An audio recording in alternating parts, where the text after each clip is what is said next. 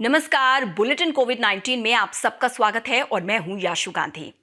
आज के इस अंक में बात होगी भारतीय वैज्ञानिकों की ओर से किए जा रहे उन प्रयासों, नवाचारों और उन मूल्यवान योगदान की जिनके बल पर कोरोना से लड़ने में हमें मदद मिल रही है। कोरोना वायरस की रोकथाम के लिए जांच का तरीका बहुत अहम है, लेकिन अभी इसमें अधिक वक्त लगता है और ये खर्चीला भी है। इस दिशा में केरल के तिरुअनंतपुरम स्थित Shri Chitra Tirunal Institute for Medical Sciences and Technology के वैज्ञानिकों को एक बड़ी सफलता हासिल हुई है। भारत सरकार के विज्ञान और प्रौद्योगिकी विभाग के अंतर्गत स्वायत्त संस्था श्री चित्रा इंस्टीट्यूट के वैज्ञानिकों ने जीन लैंप एंड किट तैयार किया है, जो किफायती होने के साथ ही साथ कम समय में बेहतर नतीजे सुनिश्चित करता है। कोविड 19 के संक्रमण की जांच में आमतौर पर प्रचलित परीक्षण विधि की अगर बात की जाए, यानी कि RT-PCR टेस्ट के मुकाबले ये किट सस्ती है और ज्यादा सटीक भी। वर्तमान में प्रचलित PCR टेस्ट में स्क्रीनिंग और कंफर्मेटरी टेस्ट दो अलग अलग चरणों में किया जाता है, जबकि इसकी यानी कि जीन लैंप एंड किट द्वारा जीन से संबंधित दोनों नतीजे एक साथ सामने आ सकते हैं। इस नवीन जांच प्रणाली में SARS-CoV-2 के एंजेन या वायरस न्यूक्लिक एसिड का पता लगाने के लिए reverse transcripted loop mediated amplification को प्रयोग में लाया जाता है। PCR टेस्ट के विकल्प के रूप में सामने आए इस किट यानी कि जीन लैंप एंड किट की सबसे खास बात यह है कि इसमें भारी भरकम PCR उपकरण की आवश्यकता नहीं होती, जो कि महंगी मिलती है। जीन लैंप एंड किट को बेहद आसानी से जिला स्तरीय अस्पतालों में भी उपयोग में लाया जा सकेगा। यहां आमतौर पर कम प्रशिक्षित स्वास्थ्य कर्मी व टेक्नीशियन होते हैं और इस जांच प्रणाली की प्रभावशीलता की पुष्टि पुणे स्थित नेशनल इंस्टीट्यूट ऑफ वायरोलॉजी ने की है और जल्द ही ICMR से इसकी विधिवत मान्यता भी मिलने की संभावना है।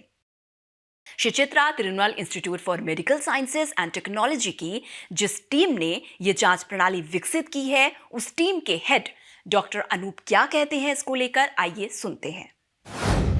What we have developed is a isothermal amplification of the RNA of this COVID-19. The current standard technique is the RT-PCR. That is a standard which we only have. There's only machines which is currently used at the moment. So the advantage of our machine is that it doesn't require a very sophisticated equipment. We have our own patented small device which will detect very small amount of DNA even if it is amplified. Okay, and the whole reaction is very fast because our reaction happens within 10 minutes. Even though there is a sample processing, is of course both PCR and we both has to happen. So total time from the patient sample receiving to the test result is around 1.5 hours. So it's pretty fast compared to PCR. If you look at from the starting the sample to last is around 4.5 to 5 hours in time. So that is a considerable time differences is there. Plus cost of course is ours is cheaper because it is totally indigenously developed. We don't have much of an imported components in this. The biggest challenge we actually faced was how do we develop this? That was so that the advantage we had a lot of pleasures. That's why we could at least to succeed to a level. Mainly because we have been working on this platform of isothermal reaction for tuberculosis diagnosis last 2-3 years now. Okay, that was a DST, Department of Science and Technology, had a major funding. Technology research funding came to our institute. Around 100 crore was given, and this program, tuberculosis diagnosis, was one of the program in that.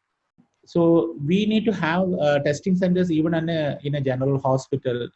A minimum standard hospitals like district hospitals, whichever it is available. There we can within a 5 lakhs or 6 lakh budget.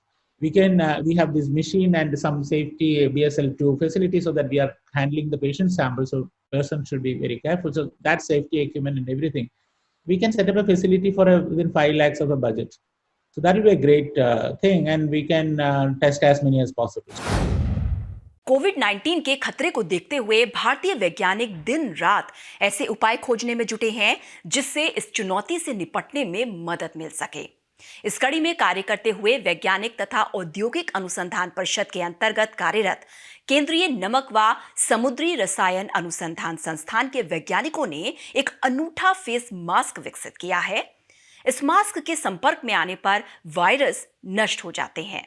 इस mask की बाहरी छिद्रयुक्त झिल्ली को संशोधित पॉलीसल्फोन material से बनाया गया है, जिसकी मोटाई 150 माइक्रोमीटर है।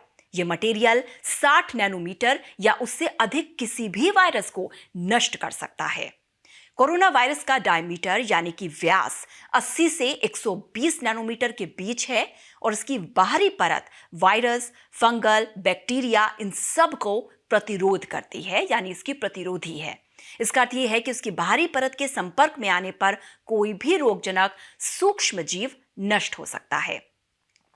इस तरह से देखें तो ये N95 मास्क से भी ज्यादा बेहतर साबित हो सकता है। इस मास्क को चिकित्सीय मान्यता मिल जाती है तो कोविड-19 के प्रकोप से जूझ रहे आम लोगों के साथ ही साथ चिकित्सा सेवाओं से जुड़े कर्मचारियों एवं डॉक्टरों को बीमारी के खतरे से बचाने में मदद मिल सकती है।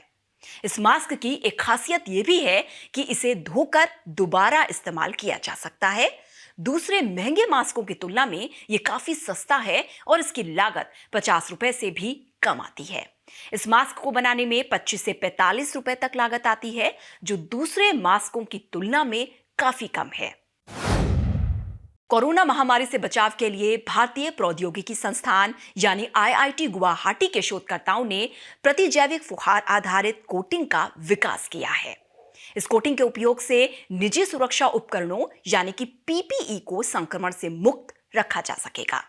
असल में सामान्य PPE में उपयोग किए जाने वाले कपड़े हानिकारक सूक्ष्म जीवों से प्रभावित हो जाते हैं और ऐसे में चिकित्सा कर्मियों को संक्रमण हो सकता है।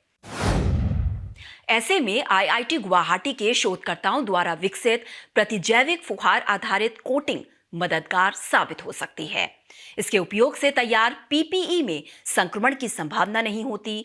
इससे मास्क और PPE को एक से अधिक बार उपयोग किया जा सकेगा। इसके अलावा सामान्य मास्क और PPE किटों को उपयोग के बाद हो सकने वाले संक्रमण की भी संभावना नहीं रहेगी। शोधकर्ताओं द्वारा 3D प्रिंटिंग आधारित ईयर गार्ड भी तैयार किया गया है, जिसके माध्यम से स्वास्थ्य कर्मी आसानी से मास्क का उपयोग कर पाएंगे। इसके उपयोग से लंबे समय तक मास्क पहनने से होने वाले दर्द से भी मुक्ति मिलेगी। आज के इस अंक में बस इतना ही। बुलेटिन कोविड-19 के अगले अंक में हम फिर हाजिर होंगे। तब तक के लिए हमें दीजिए अनुमति। नमस्कार।